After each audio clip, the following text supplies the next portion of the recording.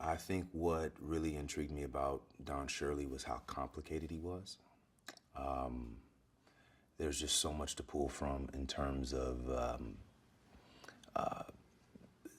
just the things he was dealing with, the things that he struggled with, the things that he exhibited a degree of excellence in. So just the range of things that I was going to be challenged with in tackling was really attractive.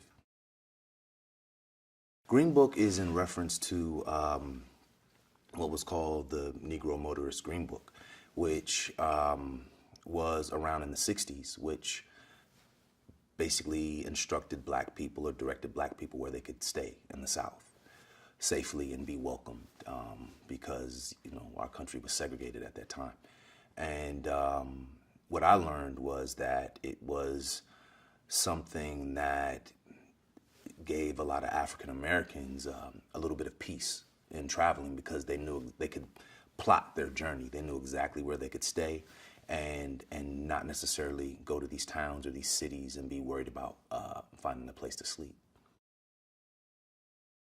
It's definitely more of a drama, but I think the way in which Peter Farrelly and the writers, Brian Curry and Nick Vallelonga, I think the way in which they just so perfectly sculpted this script that there hasn't been a lot of changes on the day, and they really struck a really beautiful balance of, I think, pulling you to the heights of laughter and sort of bringing you to the depths of someone's struggle and their pain.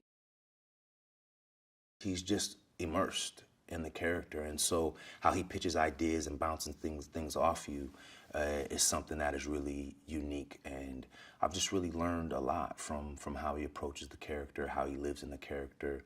I think I've always been that person who will say, "Can I get one more, like one more take?" And Vigo will always ask for one more than I do. So he's very much a perfectionist, and it really has been a clinic and working with him, and a real joy, and he's been a wonderful ally. As a black musician wanting to play classical music, being limited to a certain type of music because of how people may not accept him, and I think that that is relevant in a certain way now, because just take Hollywood for instance, can a woman lead X, Y, and Z? Well, the perception is these films don't do well here, or this doesn't sell here.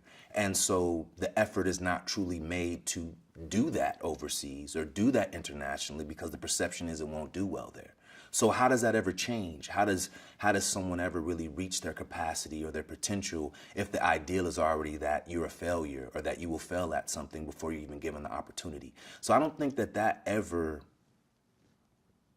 I don't think we've gotten over that as a culture, whether that be specifically about an African-American issue or a gender issue or LGBTQ issue, whatever. Those issues have always been a part of our culture, and I think that they continue to transform in some way, and that's something that we always have to shed light on and try to eradicate.